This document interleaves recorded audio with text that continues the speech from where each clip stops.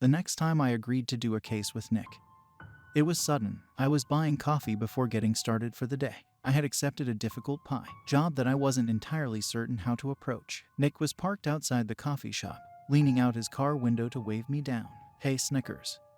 What are you doing here?" I asked, not expecting to see him. He was in a suit, so I assumed he was working again. I didn't think he could handle being bored at home for much longer. His hair was getting longer from when I first met him. Nicky needed a haircut. It really ruined his secret agent look. "A job came up. We can cover your day job with human detectives. I am the only agent free for this task, and I cannot go into the field without a partner. The corporation is very short on agents lately." I wasn't sure how I felt about someone else doing a job I'd taken, but it did answer my issue of finishing a difficult case I shouldn't have taken in the first place. The corporation really needed to hire more agents or take less cases. Nick and I weren't a very strong pair. We've really been very lucky on every case we've done so far. "All right. Do I need to call anyone about covering my job?" Nick shook his head, saying it was already taken care of.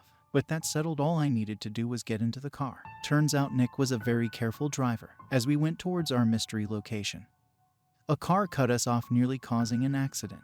Nick didn't even flinch. I spilled my coffee on my lap and swore. His car looked pristine, but I found some napkins in the glove compartment to clean myself up the best I could. My partner wasn't much of a talker, so I just told him a little bit of what had been going on since I'd last seen him. His expression didn't change, but I think he enjoyed listening to what a regular life was like. We finally reached a forest park. Nick parked, but it wasn't our final location. He needed to draw a magic circle that would transport us to where we needed to go. I didn't have any magic powers, and Nicky was weak when it came to magic. He used tools already imbued with power, or as he explained, used power from his surroundings. The nature in the park was very generous when it came to lending magic for agents to use. The corporation kept the forest clean and well taken care of to repay it. So, leaning on some help from the woods, Nick could make a difficult spell he normally wouldn't be able to use. It took him a while to write all the symbols around the circle. I just watched, unable to assist. "What kind of language is that?" I asked, to pass the time. "It's a common one that creatures of the night use. Nearly every one of them can read and write it. Circle spells can be done in any language, though.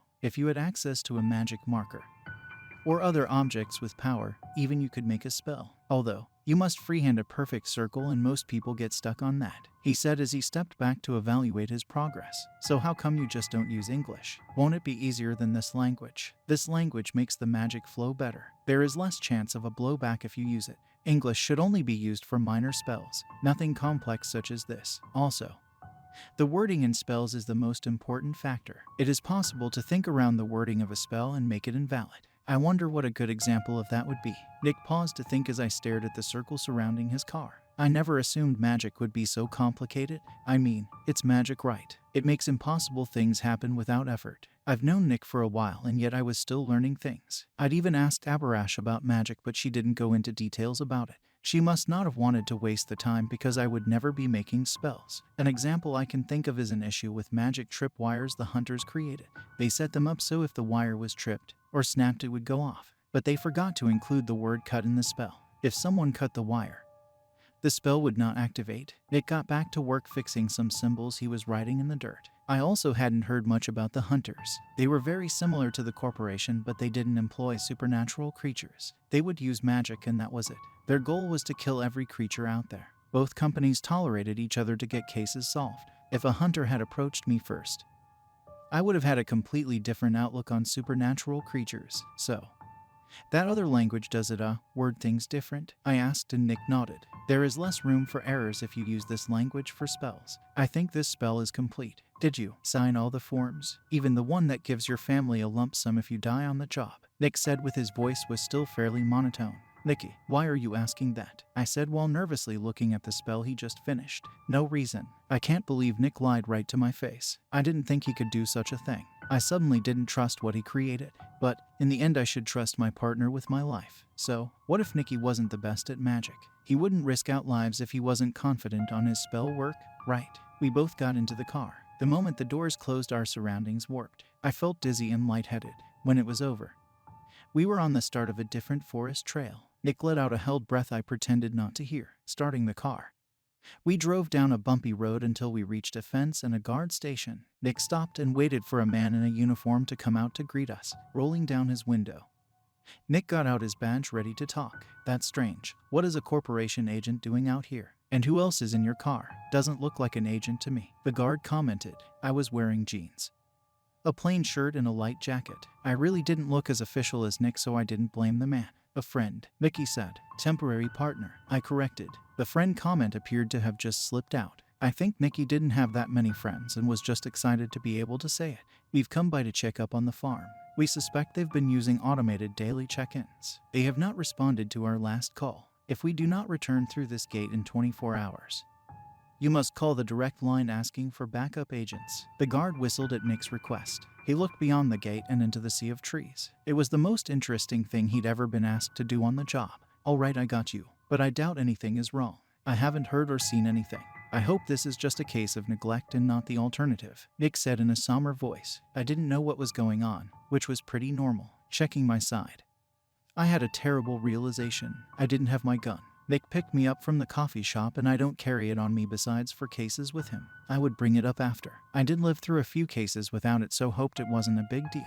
We were let through the gate. The road was extra bumpy and impossible to talk while driving. I needed to wait until we stopped before asking what was going on. Finally, we reached what looked to be some sort of very small town in the middle of the forest. There was a spot for a few parked cars out front and one main street. I didn't see any signs of life. As we got closer, I could see why. The cars had open doors and trails of blood leading from them. It was as if someone tried to get away from something and failed. Nick parked and got out of the car, not appearing too nervous despite the sight of blood. What is this place? What happened? I got out to join him and looked over the ruined area. Windows and doors were broken. More blood on the dirt roadway, but no bodies to speak of.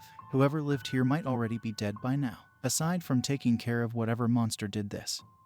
It looked like we arrived too late to help. Sadly, it's what we feared. This place raises a certain type of supernatural creature to be butchered and be used to create magic objects or weapons. It's not often that. His words were cut off when something came out of a building and into the light. Smoke poured from the creature as if the sunlight burned it. It spotted Nick and headed right for him, screeching. Without a weapon, I couldn't help. Calmly, Nick drew his sword and a familiar sound rung. With one swift movement, he cut the creature in half, the shockwave from his sword traveling down the road, scarring the road. He replaced his sword into the sheath and for a moment looked like a badass agent. I looked at the creature's body, not believing what I was seeing as it smoldered in the sunlight. Are we dealing with vampires? I said in a low voice. No, why do you ask? I looked between him and the giant bat-like creature burning from the sunlight. I tried explaining, but he didn't understand. All vampire media hadn't reached him.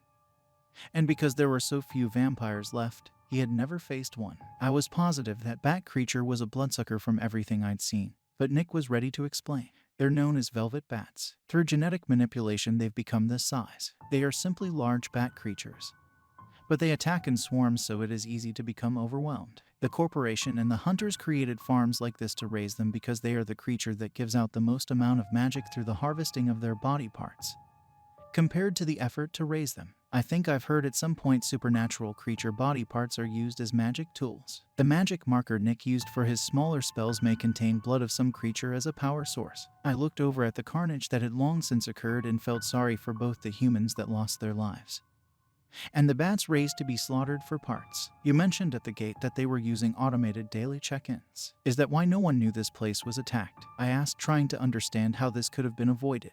As far as we can tell, these farms are built far away to ensure if the bats do get out, it takes them a few days to reach a city or town. The ones running the farms must check in every day so the corporation knows if something like this happens. It's a paid position to keep people motivated not to slack on the task. I fear the one running this farm used an automated system to save money. That bat we saw, they should not be awake at this time, let alone go into the sun. I suspect these bats were modified past the corporation limits to create larger feral creatures that produce more materials when harvested. All of this happened because someone got greedy. I hated to think that was the case, but it appeared to be the most logical assumption, now that I knew a little bit more about what we were dealing with. Nick told me the next step was to clean out the place of any remaining bats. There was a good chance nearly all of them fled into the forest before the sun rose because their food supply ran out. I was told to stay behind and keep watch. Nick doubted there was going to be anyone left alive. He didn't want to put me in danger of a random bat attacking from a building, and he didn't want me to see any of the gory remains of the people who worked at the farm. I was fine staying behind, but didn't get to tell him I was unarmed. Nick was running off down the main road, hand at the ready in case he needed to draw his sword. for being one of the weaker agents. Nick was pretty impressive. I waited near the car and watched him easily take out any bat that lunged from the dark. There clearly wasn't anyone left to save because he let the orchestra loose on the buildings. I felt the shock waves of each swing from where I was standing. Debris exploded out after he directed his sword in any direction. These buildings would need to come down to make sure the bats didn't have anywhere to hide. He was doing a good job of that. A hissing noise made me turn to see a bat crawling on all fours closer to the car. It spotted me and started to hobble closer.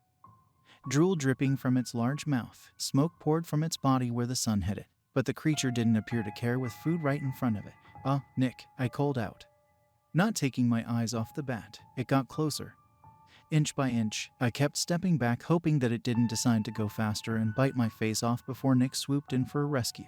I didn't have any kind of weapon, not even a big stick to try and swat it away. I called out for Nick again and the beast launched off the ground, screeching and wings outstretched.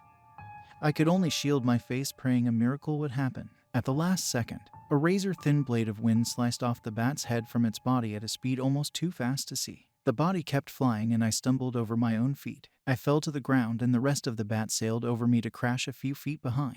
Nick used the shockwave the orchestra could produce to save me at a distance. He came jogging up looking worried over the close call. Why didn't you shoot it? Nick asked as he offered a hand to help me get up. I didn't have my gun when you picked me up. Nicky, I said, accepting the help. An almost startled look came over his face and he tensed up. It looked as if he had forgotten the stove was still on at home. Oh, you're right. I have something for you. I forgot to get it. 1 second, he hurried over to the car to dig around in the backseat. After finding what he wanted, he came back over with a few items in his hand. One was a belt of pouches with a holster on the side, and the other was a handgun. I didn't know much about guns, but I assumed it was some sort of 9mm that used magazines. But I could be wrong. They all looked the same to me. The gun was unloaded and Nick didn't hand it over yet. We had this made for you. 4 of these pouches have a spell that connects to the gun. It can sense when the gun is empty and can automatically reload it for you, like teleporting the magazine in place. Like this. He brought the unloaded gun near to a pouch with a magazine stored inside. A set of identical circle spells glowed on the pouch and the gun. A click echoed and the magazine suddenly appeared loaded. This would be very useful. But why did only 4 pouches have the spells on them? I asked Nick and he continued on explaining. The spell is more complicated than you would expect. It takes a lot of power to recharge, so we were only able to get 4 prepared. But you have 2 more regular magazines, 4 automatic reloads, and 2 manual reloads. 3 now, I corrected. Nick paused staring at me. The fact he wasted an automatic reload on an example sinking in. His eyes darted to pouch in his hand, fretting over his mistake. I suppose I could have just told you. I could have given him a hard time but decided against it. It was an honest mistake. I took the pouch belt, finding it wasn't as nerdy as I thought it might be. I double-checked the safety and went over the gun a few times because it was a model I've never handled. Nick held back a magazine so he could take a bullet out to show it off. Aside from it being a dark red, it appeared normal. Another bat was eyeing us from the woods, along with a few more starting to peek through the ruined buildings. I felt tense from their stares even though I now had a gun at my hip. These bullets are magic infused. I made them while I wasn't working, however.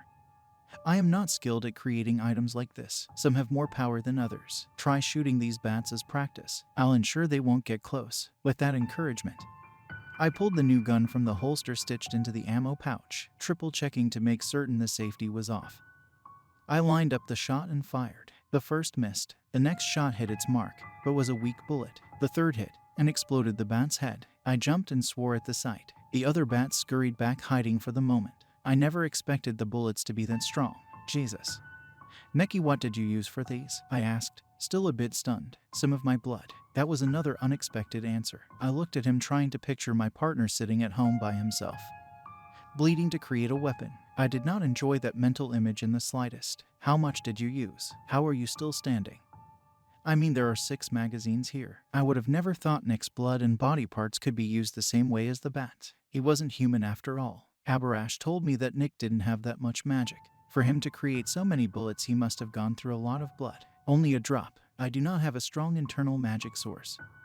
But for some reason my blood and other body parts are so high in magic content it's difficult to control. Even the most powerful creatures in the corporation cannot maintain control of the outflow to put it to use. So far, 1 has died from magic blowback and several were injured, as far as I can tell.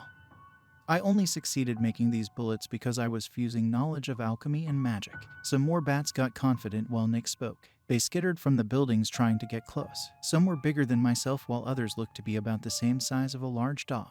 The sunlight burned their skin so they either didn't notice the pain or were very hungry. I fired off a few more shots, getting slightly better at hitting my targets. Aside from getting some shooting practice in, I was learning a lot about how magic worked. You've mentioned blowback before. Is it really that bad? I asked, keeping an eye out for any surprise attacks from the creatures that were still hiding. Yes, it can be. It happens when someone attempts to use more magic than their body can handle. It's the reason why we cannot heal you in the same way we can heal the supernatural agents. Humans have a low magic tolerance. A healing spell may fry your nerves or kill you. I've heard that before. It was the reason why there was a scar on my face from the twin lizard case. There were some medicines that could have fully healed all my injuries, but the corporation didn't have any on hand at the time. Abarash apologized, saying they didn't hire very many humans, so didn't notice when the supply was out. It also takes a while to harvest the ingredients, so she was unaware of when more could be made. Being a human working for a mostly supernatural-run company sure did have a lot of weird drawbacks. A smoking bat took at least 4 bullets to take down. Each bullet did have different power levels. Some took out a bat in one hit. Others needed a few. What would come out of the gun next was random. Nicky did say he wasn't all that great at making stuff like this. I just hoped the more powerful bullets would come out at the right time and that a whole magazine weren't duds. Even the weaker bullets did damage.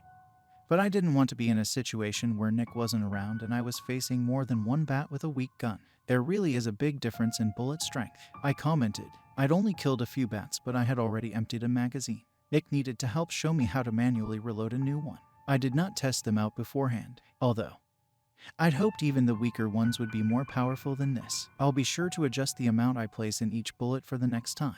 There are 2 mixed and I was worried would be too powerful. I believe you already fired one that exploded the first bat you killed. It appears I was too nervous and severely underestimated what I was making. Well, at least we learned something from this, so he can adjust how he makes the bullets and the amount of magic he puts in them for the next job. I was pretty much done practicing and wanted to leave the rest up to Nick. With his sword he could take out all of the bats in the buildings in a short while. Then we would go after whatever bats had fled into the forest before leaving for the night. There were an unknown number of them and he didn't want us to face them alone, even if there weren't any backup agents to deal with them with us.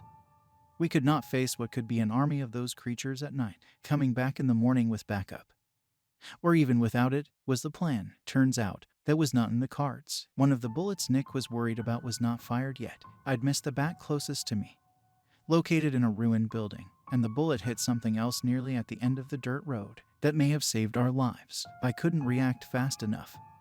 I just saw a flash of white, then nothing besides a ringing in my ears. I wasn't even aware we both got knocked out and blown back until I woke up, body aching and ears still ringing.